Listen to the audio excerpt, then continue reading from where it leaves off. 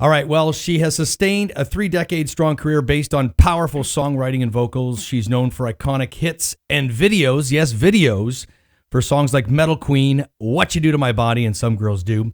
She has a brand new album out, her first in over a decade. She is ever timeless, seemingly ageless, and artistically fearless. How's that for an intro? Please welcome to musiclifemagazine.net and to bsliverocks.com, Lee Aaron. Hey, how are you doing? I'm doing amazing. I mean, that was like a David Letterman intro. Holy cow! That was unbelievable. But I know who wrote. I know the author of that work. Yeah, I bet you do, eh? No, it's not me. No, we had a guy, this wonderful writer named Jim Barber, write the bio, and he wrote all this fantastic stuff that I couldn't have possibly thought about myself. It was amazing. Well, I kind of thought of writing my own. I thought, you know what? It's better to steal stuff, right? Totally. Especially if it's well done. Yeah, and that was well done. So there you go. Credit to him. You have a brand new record out that just came out last month, Fire and Gasoline. And before we get to that, though, just to kind of get there, how about talking about what Lee Aaron's been up to for the past decade? Well, despite what some people think, I haven't completely disappeared from the scene. In 2004, I had my daughter. We had our daughter. I was touring actually up until I was about 7 months pregnant, and my final show was in Newfoundland, and I flew home 7 months pregnant, and by the time I got to Vancouver, I could no longer get my shoes on. So here I am tromping through the airport, barefoot, pregnant.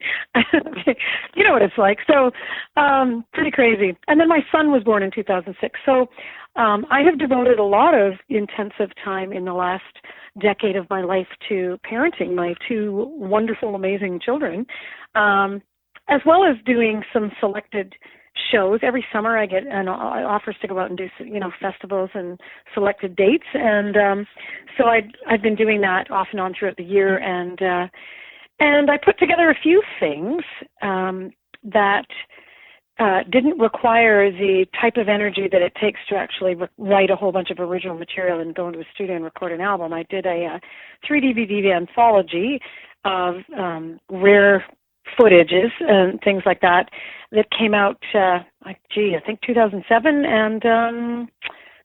And what else did I do? And put out a 30 live in Sweden. Oh yeah, I did a show in Sweden and we had it filmed live. I put it live in Sweden, and I put out a 30-year commemorative CD a couple of years ago. So I've been busy, but not in terms of putting out a whole album of original work. And you played in St. Catharines too a few years ago, because I was there at Barracuda Pretty. I remember that.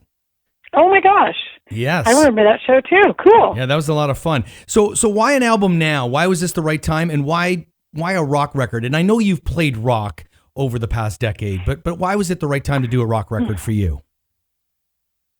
Well, I always knew that I would make another rock record. I always knew that I would return to rock.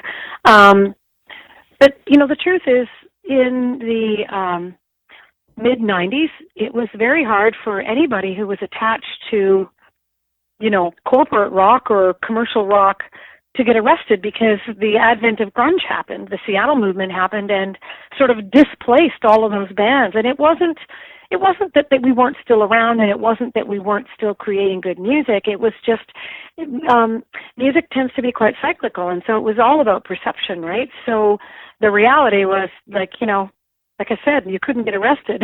Right. And during that time, I did make a couple of more alternative rock sounding records in 94 and 95. I did Emotional Rain, and then I did Emotional Rain, and then I did another project with the guys from a band called Sons of Freedom out here in Vancouver called Too Precious. And personally, I thought they were artistically some of my best work, but they just weren't. There was just no way radio was going to touch me at that point in time. And it's not just me. It's not like I'm personalizing it in any way. It was just everybody that was around in the 80s and early 90s, right? And I remember feeling pretty disenfranchised at that time, because it's like 89 to about 92 were my big heyday years. And I remember thinking, wow, that was it? That was it. That was it. It was like, damn you, Pearl Jam. Like, Right, no, totally. don't get me wrong. I loved, actually. I really embraced grunge. I loved all that music, but it ruined everybody's career, rock career, right? And so I just, I took a hiatus. My manager went and took a job as a foreign licensing rep for a big U.S. label, and basically just kind of quit being a manager. And I remember showing up at my place in Vancouver one day, and there were all these banker boxes on my doorstep, and I started looking through them, and I was like, man, I have no manager, and I'm $500,000 in debt. Right. Woohoo! So I went bankrupt in 1996, which is kind of a sad story. It was a bit of a dark little period for me. I took a year off making music because I just had no interest whatsoever in getting back on a stage at that point in time. And when I did start singing again, I went and explored the history of rock, which is why a lot of people think, oh, Lee Aaron did something completely different. She did jazz and blues. It's like, no, I was trying to explore where rock and roll came from, people. So Absolutely. to me, it was like a big historical exploration into culture and cycles of music, and I just I loved it. I discovered some great stuff, and then you start learning that guys like, and I hate using this as the same example over and over again, but like guys like Zeppelin, they stole from Howlin' Wolf and Muddy Waters and Willie Dixon and all those old blues guys until they really I felt like they kind of hit their stride on physical graffiti and developed more of their own thing. But and then you realize it's like, this is where rock and roll came from. So for me, it was like, it wasn't leaving rock and roll; it was exploring the history of rock and roll when I did that, and I loved it. But like I said, in the back of my mind, I always knew I'd make another rock record. I just needed to sort of get over being crushed and get over wanting to make music for the right reasons again, if that makes sense. Because Absolutely. back in the 80s, it was just such a huge corporate culture with the record companies, the way the record industry was, and being, basically owned by a label, and rightfully so. It's like, hey, we're going to sink $500,000 into you.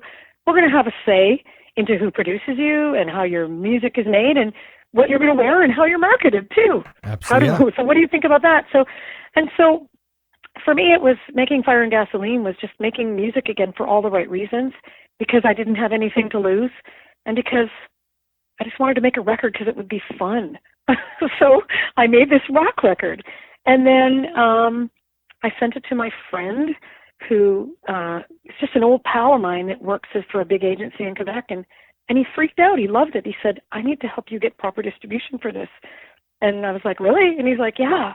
And then lo and behold, now it's distributed by Universal here in Canada, and it's actually doing really well, believe it or not. We've been in the Amazon on the Amazon top bestsellers charts since it came out. It's like, so. See, you're back on top, just like the late 80s, early 90s. Well, I don't know about back on top, but somebody out there is buying records. It's like, I'd love to know who it is. Yeah. It's awesome, So Fire and Gasoline, the music business has changed a lot, and you had a couple of people help you here. Ben Kaplan from Headley fame, John Webster from Bon Jovi, Aerosmith.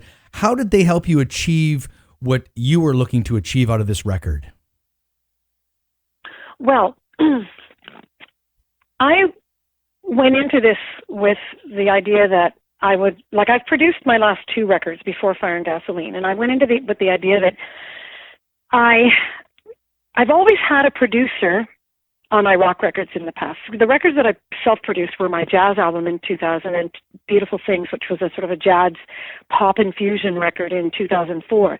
But I'd never produced my own rock record, and I thought I've always had my rock records colored slightly by the production hand of the producer. I mean, I worked with Bob Ezrin, for goodness sake, right, one of the biggest producers in the world. And I mean, don't get me wrong, it was a fabulous learning curve and experience for me, and he's a wonderfully gifted man, but his stamp is definitely on that album. And so what I was looking for was world-class engineers, because I know what things do, but I'm not a world-class knob twiddler, if that makes sense.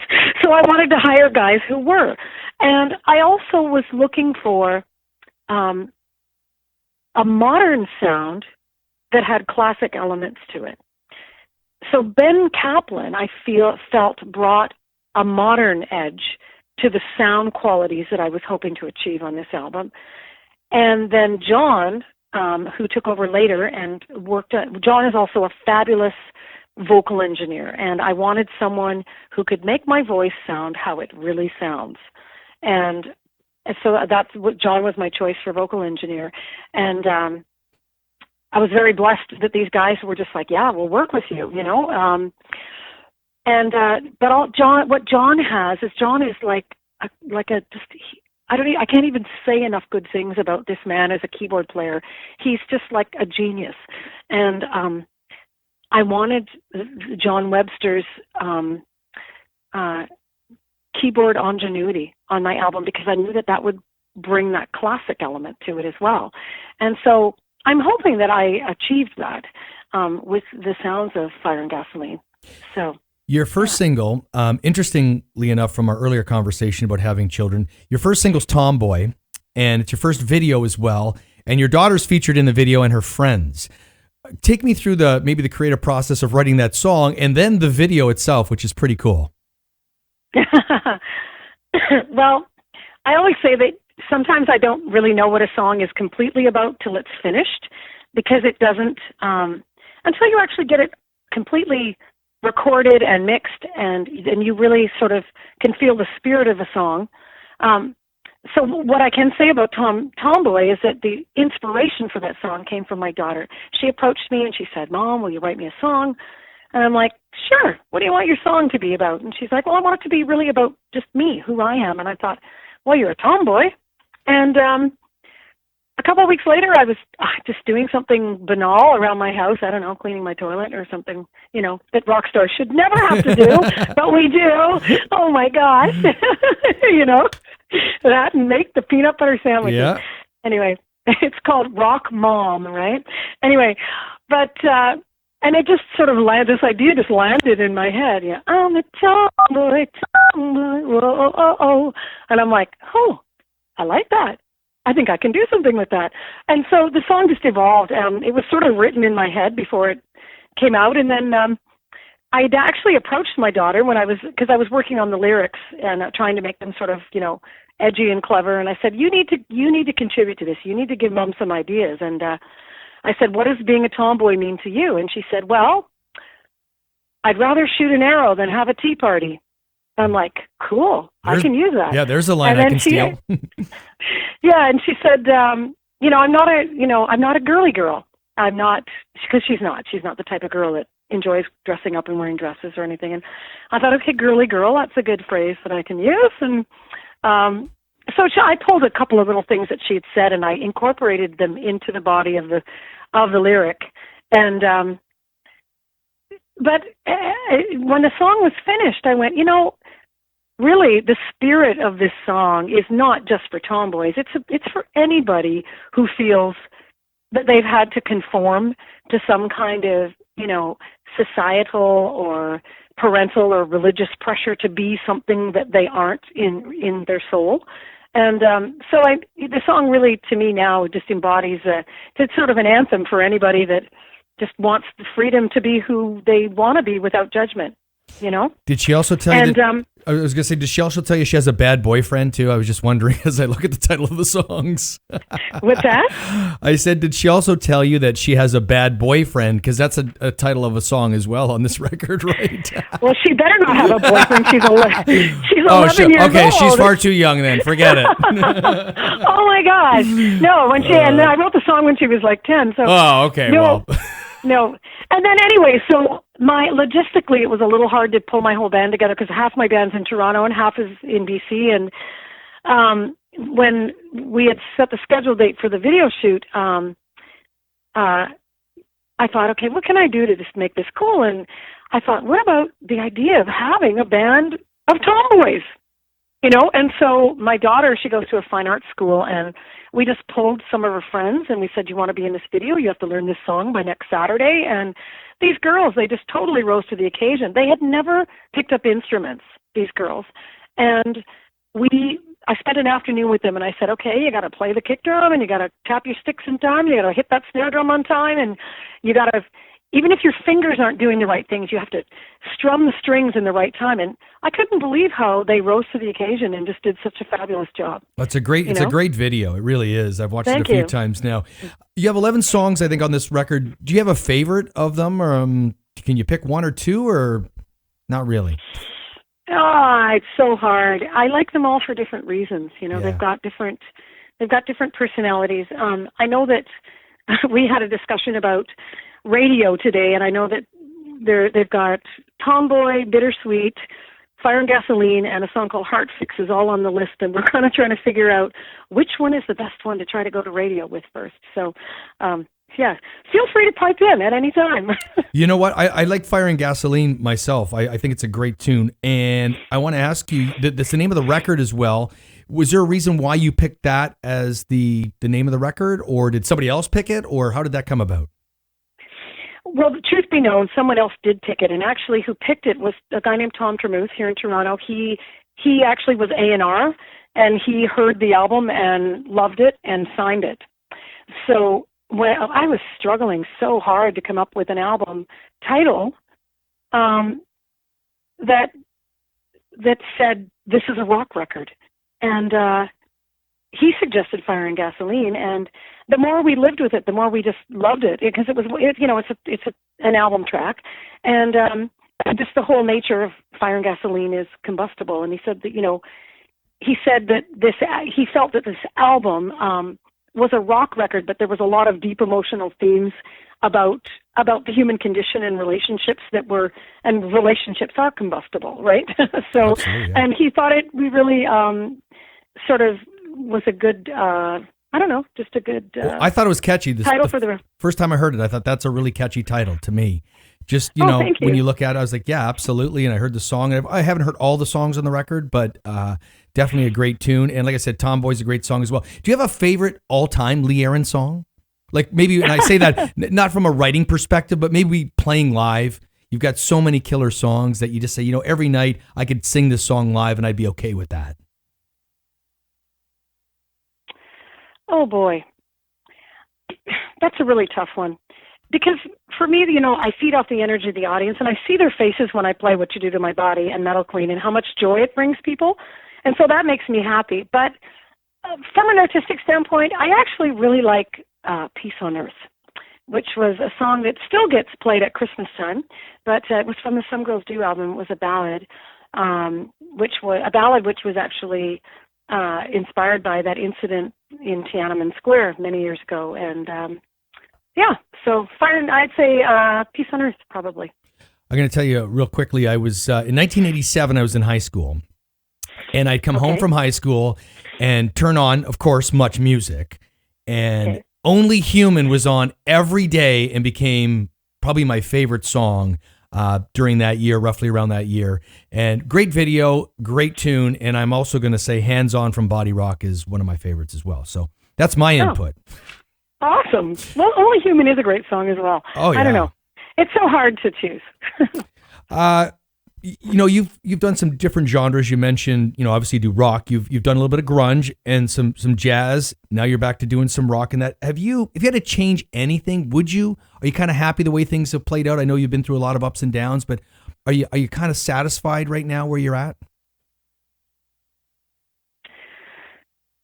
Yeah, the reality is if I'd had, the big American record deal back in the day, which I did not have for a variety of contractual and political reasons, because I was signed to a big label in Canada, and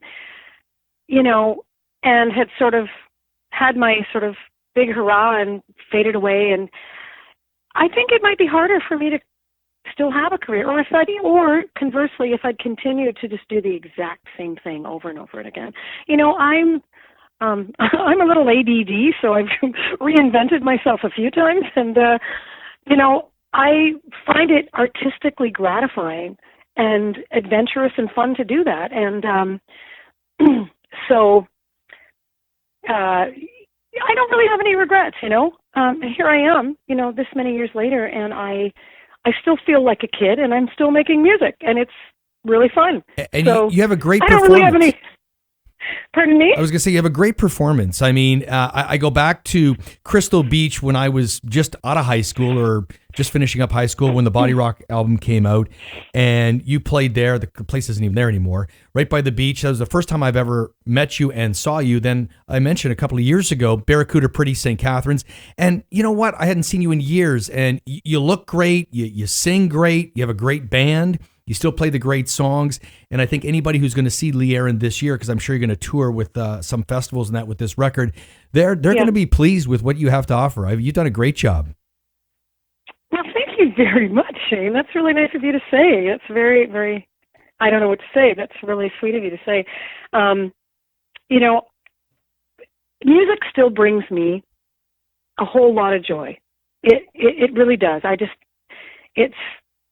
It's like a lifeblood for me. And when I get on stage, it doesn't, you know, everything sort of, music can transcend the, almost every ill, it seems, you know. And I think that's also an energy that I hopefully has translated to some of the people that I'm able to attract to play in my band, too. You know, right now I've got Sean Kelly. I don't know if you know Sean Kelly from Toronto.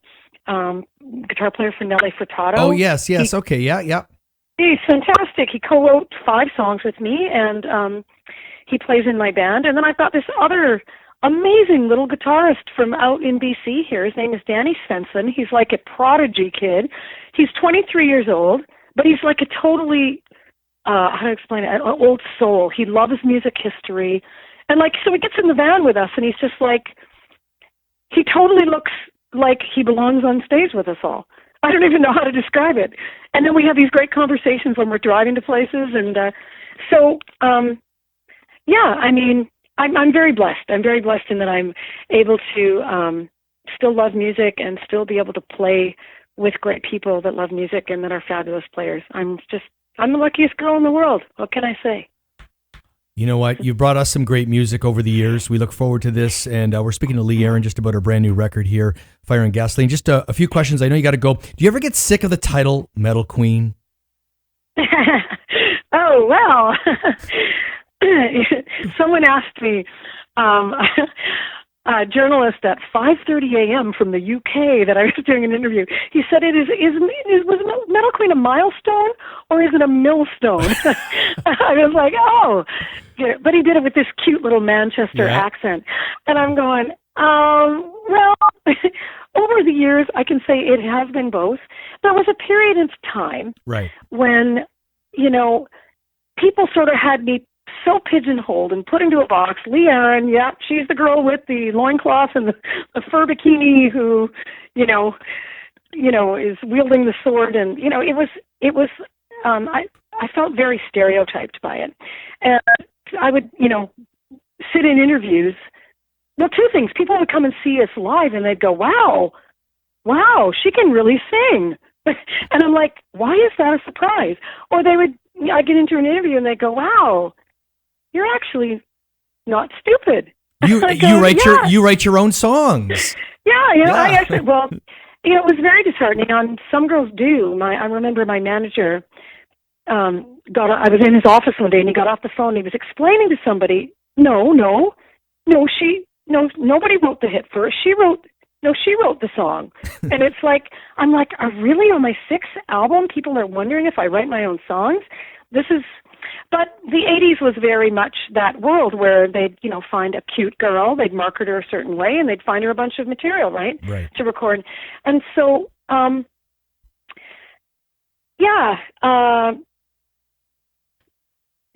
whole Metal Queen thing, it used to really bug me, but I think especially taking a diversion and doing some jazz and some other things that have, I think I'm hoping anyway, earned me a little more musical credibility. And now I'm okay with it. I just sort of wear it like a title.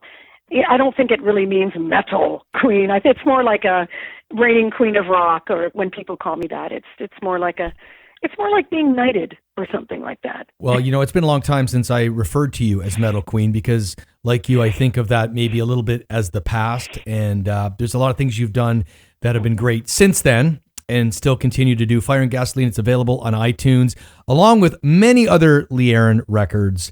And listen, thank you so much for doing this. I appreciate it. I wish you the best of luck this year. Hope you kick ass at these festivals, and I hope I can catch one of them because they're actually going to maybe be one in Toronto or somewhere here where we live, and it's going to be awesome.